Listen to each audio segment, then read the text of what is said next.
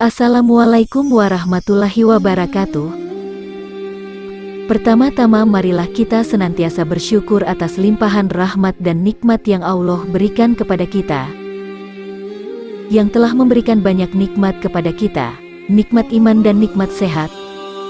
Tak lupa sholawat serta salam tak henti-hentinya kita haturkan kepada Rasulullah Sallallahu Alaihi Wasallam, yang kita tunggu syafaatnya di hari kiamat nanti.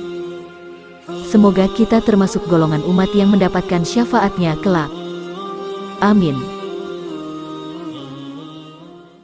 Kisah mengenai Ka'bah sebagai kiblat umat Islam. Dalam melakukan sholat 5 waktu, perlu disimak lebih dalam. Sebab banyak cerita di balik kokohnya bangunan Ka'bah, yang setiap tahun di bulan haji selalu disesaki jutaan umat Islam seluruh dunia. Bahkan kini, Ka'bah tiap hari di sepanjang tahun tanpa putus, juga mulai disesaki oleh umat muslim sejagat, untuk melakukan umrah akibat bertambahnya jutaan mualaf secara signifikan dari seluruh dunia. Untuk itu, kami angkat kembali kisah menakjubkan sebagai salah satu bukti kekuasaan Allah yang maha segalanya. Yaitu, seperti cerita serangan pasukan gajah yang dipimpin oleh Abrahah, penguasa Yaman saat itu. Alkisah dalam serangannya untuk menghancurkan Ka'bah digagalkan oleh sekelompok burung atas perintah Allah Subhanahu wa Ta'ala. Bermula saat bangsa Persia dan Romawi yang tak senang dengan perkembangan umat Islam di Arab, berniat menghancurkan Ka'bah. Mereka tahu jika Ka'bah dihancurkan, maka upaya mengkristenisasi bangsa Arab lebih mulus. Rupanya para pemimpin Persia dan Romawi saat itu tahu, jika menghancurkan Ka'bah secara langsung tak mungkin bisa dilakukan. Selain jaraknya yang jauh, keberanian suku-suku di Arab yang sangat mencintai Islam, juga karena Ka'bah sebagai satu-satunya patokan arah salat, membuat Raja Persia dan Romawi berpikir 2 kali untuk menyerang Ka'bah. Mereka pun berusaha menguasai salah satu wilayah Timur Tengah, tepatnya Yaman, sebagai permulaan destinasinya, melakukan serangan terhadap Ka'bah. Lewat politik adu dombanya, maka terciptalah Abrahah, sebagai salah satu raja di Yaman, yang dikenal dekat sebagai pemimpin boneka bangsa Persia dan Romawi. Terpilihnya Abrahah, terjadi setelah pergolakan politik di Yaman saat kepemimpinan Irbad. Di bawah kepemimpinan Abrahah inilah, serangan pertama kali ke Ka'bah dilakukan dan dicatat dalam Al-Quran. Upaya Abrahah dimulai dengan membangun gereja di Yaman bernama Sana'a untuk menandingi Ka'bah. Namun upaya itu rupanya tak berpengaruh bangsa Arab yang tetap memilih Ka'bah sebagai kiblat ibadahnya. Merasa tak berhasil, Abrahah berang dan berniat melangsungkan serangan langsung ke Ka'bah. Karena Abrahah berpendapat dengan menghancurkan Ka'bah, bangsa Arab bakal memeluk Kristen. Singkatnya, setelah melewati hadangan suku-suku di Arab yang melindungi Ka'bah, sampailah Abrahah di Mekah untuk menghancurkan Ka'bah. Sesampainya di Mekah, Abrahah langsung beringas, dan merampas harta benda kaum Quraisy, termasuk 200 unta milik Abdul Muthalib, kakek Nabi Muhammad Sallallahu Alaihi Wasallam. Setelah menguasai Mekah, Abrahah mengutus anak buahnya yang bernama Hunata al-Hiyari untuk menanyakan pemimpin kaum Quraisy saat itu. Tanyakan, siapa pemimpin negeri ini dan katakan padanya, kami datang bukan untuk berperang melainkan hanya untuk menghancurkan Ka'bah. Kami tidak akan membunuh mereka selama mereka tidak memerangi kami, tegas Abrahah kepada ajudannya. Hal ini tertulis dalam buku Sejarah Ka'bah, Kisah Rumah Suci yang Tak Lapuk Dimakan Zaman, halaman 159. Pesan itu langsung disampaikan Hunata kepada Abdul Muthalib.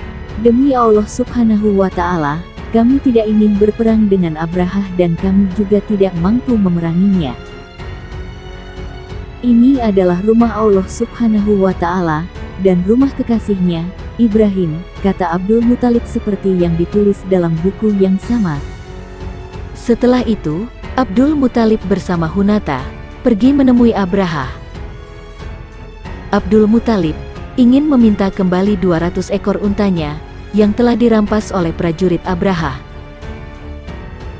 Mendengar permintaan dan keberanian Abdul, Abraha berkata, "Katakan padanya bahwa aku merasa kagum padanya dan mendengarkan semua perkataannya. Tapi, bagaimana mungkin ia lebih mementingkan unta-untanya dan membiarkan rumah ibadah yang menjadi agamanya dan agama nenek moyangnya aku hancurkan?" Kata Abraha, "Aku adalah pemilik unta-unta itu, sementara Ka'bah ada pemiliknya sendiri yang akan melindunginya," jawab Abdul Muthalib. "Dan sekarang ini, Tuhannya Ka'bah itu tak mampu menghalangiku," kata Abraha.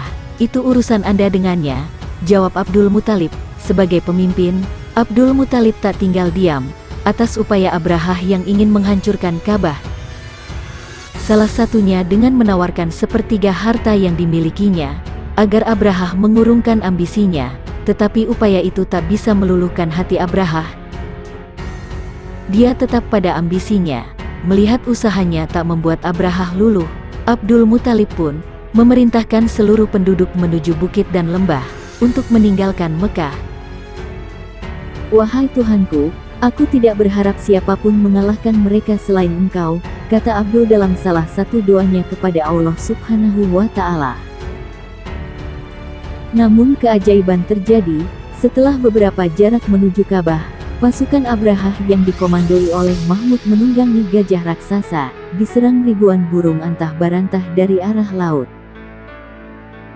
Setiap satu burung, yang diketahui dalam Al-Quran pada surah Al-Fil, bernama burung ababil, membawa 3 buah batu kecil, yang diselipkan di paruh dan 2 kakinya, untuk dilemparkan kepada pasukan Abraha. Subhanallah. Melihat serangan mendadak dari burung itu, Abraha dan pasukannya, kocar-kacir berhamburan tak jelas arahnya. Dalam sekejap, Abraha dan pasukannya tewas dan tak meninggalkan jejak sedikit pun. Sejarawan Arab, Al-Masudi berkata, Allah Subhanahu wa Ta'ala mengirim burung ababil, mirip burung pipit, yang melempari pasukan Abraha dengan batu sijil, yaitu batu yang bercampur tanah. Burung ini keluar dari laut dan masing-masing membawa 3 batu, tutur Al-Masudi yang ditulis buku sejarah Ka'bah. Akibat peristiwa itu, Allah Subhanahu wa Ta'ala langsung menurunkan surah Al-Fil. Itulah sejarah singkat mengenai penyerangan Abraha bersama pasukan gajahnya terhadap Ka'bah pada masa itu. Demikian informasi ini yang dapat kami sampaikan pada kesempatan ini. Semoga dapat bermanfaat bagi kita semua, dan dapat kita aplikasikan dalam kehidupan sehari-hari. Lebih dan kurangnya mohon dimaafkan, yang benar datangnya atas bimbingan Allah Subhanahu wa Ta'ala, yang maha benar, dan yang salah, khilaf, atau keliru itu datangnya dari kami, sebagai manusia biasa yang tidak pernah luput dari salah, khilaf dan dosa.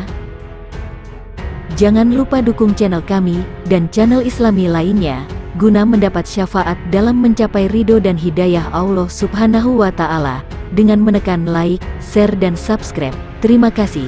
Wassalamualaikum warahmatullahi wabarakatuh.